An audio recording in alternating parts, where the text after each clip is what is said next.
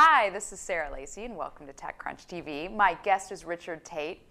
Richard is with HopeLab, an organization that's a nonprofit that helps design products, as we talked about in a previous segment, now spinning off a for-profit, funded by Pierre Omidyar and his wife, who's the founder of eBay, who made his money in for-profit, but is giving 90% of it away, nonprofit.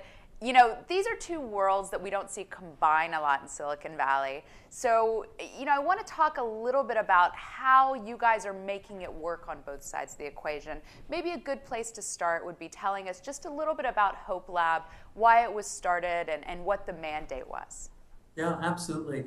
HopeLab, as you mentioned, is a nonprofit founded by Pam Omidyar, who is also our board chair. And Pam's original vision for HopeLab was really a product idea. Pam was a researcher by training, and she spent some of her early career studying cancer in a microscope in a lab. At that time, she and Pierre played lots of video games at home, and that was the period of time in which Pam began to wonder how using video game technology to support kids' health might affect outcomes. So could you give a young person the experience of blasting away at their cancer cells, and might that actually improve their health in the long run? So HopeLab really was founded by Pam to explore that idea of engineering technology in a specific way to elicit a particular health outcome. Today, HopeLab's work is really about finding fun ways to harness the power and appeal of technology to improve kids' health. So our current project is one that's focused on physical activity. And as you mentioned, we are taking this particular product idea and spinning it out in the commercial context. As we think about the size and the scope of this particular problem, sedentary behavior and ultimately obesity in young people, philanthropy alone, we don't believe, is going to be able to solve this problem. It's going to take a multi-sector approach. And we think that the commercial marketplace may be an opportunity for us to really create a sustainable business that does two things. It gets kids moving, and it allows us to support distribution of the product to the kids who need it most. Mm-hmm. What are the pros and cons of being a nonprofit versus for-profit when it comes to research, development? I mean, I could see an argument that when you're a nonprofit, you don't have to be so short-term focused, so focused on commercialization. You can experiment more. Certainly, a lot of university research labs have that, government research labs. On the other side of the equation, though, sometimes the best engineers that you find want to work for for-profit companies because they have these amazing offers where they're going to, do something that's going to get in the hands of people. They have stock options. So how do the two adjust the development and ideas that will become products? Yeah, well, you hit it on the head, Sarah. So there are definitely some advantages to working in a nonprofit context. And then there are certainly some advantages and some appeal in the for-profit context in the commercial markets. And the great thing is that with HopeLab and now with Zamzico, our subsidiary organization, we really are able to use both of those tools in the toolbox, if you will. The thing that philanthropy and nonprofits bring to the table, as you've described, is a bit of patient capital. And I give a lot of credit to Pam and Pierre as well, and many of the Omidyar's venture in investing in opportunities to sort of experiment and test different approaches.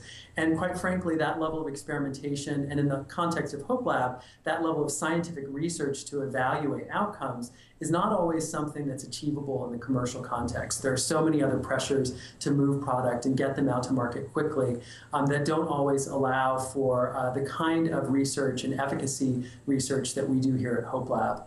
In the for-profit context, obviously one of the great advantages is that you're able to sort of move something out into the world and really begin to get feedback from users in real time. It's both a challenge and an opportunity to iterate rapidly in the marketplace.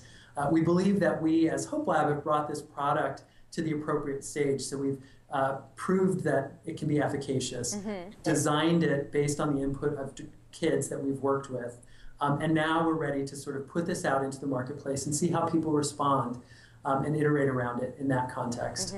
Now, in Silicon Valley, we create a lot of millionaires and billionaires, sometimes in boom markets weekly, on paper frequently, weekly. And yet, in terms of philanthropy, we are not one of the most philanthropy-heavy parts of the United States. I think in terms of, per capita, the amount of money and net worth that's in Silicon Valley, we have a pretty small amount of money going to charity. I think that's because of a couple reasons that people cite a lot. People in Silicon Valley Valley really want to see an immediate return for things because that's kind of the mindset. Also, you know, philanthropy, as it's been known in the United States, has been a sort of East Coast old money establishment. So what is the key to getting more people who have that startup mindset in Silicon Valley interested in giving back? Yeah, well, I think there's a great opportunity for Silicon Valley, for tech and startup environments, that culture to really inform philanthropy and vice versa. So I believe that most folks here in the Valley are interested in creating products and services that really make a difference in the world, improve people's lives, connect people in new and important ways. And that's incredibly powerful. And in many ways, tech startups have the tools and have the sort of creativity and the innovation that philanthropies need and are looking toward. On the philanthropy side, there's a lot of patience and patient capital that you see in the way that philanthropies are set up, and they really do tend to invest for the long term. So I think it's important for us to realize that, again, some of the world's biggest social problems, whether you're talking about transparency in government or health issues like HopeLab deals with, sedentary behavior and obesity, these problems are going to take a multi-sector approach. They're going to take resources that philanthropy may be able to provide. They take innovation and sort of creativity, and that's what I think that a lot of startups and for-profits can provide as well. So I think the opportunity to come together and build solutions, drawing from the best of both of these worlds, is really the opportunity that's ahead of us. You know, it seems to be one of those things that always looks really good on paper, but just somehow doesn't materialize in the real world. I mean, since I've been in Silicon Valley, people have talked about social entrepreneurship, and it's come to mean a lot of different things, a lot of which don't actually materialize. So, I mean, any suggestions for people watching this, you know, who maybe have had an exit, have made some money, have a lot to be thankful for, it's holiday season, who feel like they should be giving back, but they're a little overwhelmed by kind of what that means and where to get started? Yeah, well, I go back to the idea of partnerships or collaborations. There are a lot of nonprofits or philanthropies who are looking for innovative new ways to address the social issues that they have resources to put behind. And I think that there are a lot of interesting technologies that are coming into the marketplace that might help us achieve some of those social mission objectives more quickly and more readily. So I would encourage folks who are working in startups or who have made a little bundle of money and are looking for ways to give back, to perhaps find a nonprofit or a philanthropy that's doing work that's in line with your own personal values and mission, and look for ways to contribute, to share insights and thinking, to provide product support, whatever it might be. It's certainly something that we're open to at HopeLab, and spinning out Zamzico. One of the things that they'll be doing over the next year, in addition to launching this product that HopeLab has incubated, is looking for partners, people to come on board who are authentically aligned with the social mission of the product to get kids moving, to create a healthier generation. Folks who are interested in that kind of social good and have then the technology and the creative thinking to help us really drive that into the market is exactly what we're looking for. So I would encourage people to look for ways to partner and collaborate. If someone's looking at getting involved with an organization, what are maybe the one or two biggest questions they should be asking to make sure that either their time or their money is going to go to that cause and not, say, go to administrator pockets or buildings? Or, I mean, that always seems to be a lot of the concern, is how do I know what my money is really doing if I give my money to this big organization? What are one or two savvy things they should ask? Well, number one, I think you need to spend time with the people that you're planning to partner with. Really get to know how they run their business or their nonprofit, so that you understand how those resources are being used. One thing that I would encourage everyone to be clear on anytime you're going into a partnership or collaborative relationship is to be sure that you're clear on what the objectives of the collaboration are. What are the outcomes that you're after, and what is it going to take to get there? And if you're aligned on those objectives and that vision, the partnership will sort of follow. But if you aren't aligned from the get-go, that's where I think problems begin to creep in and questions arise about how resources are being spent. But aligning on objectives and making sure that you authentically share those objectives with your partner, I think, is a critical first step. And also being clear about what values are important to you in the way that you operate and the way that you do your work.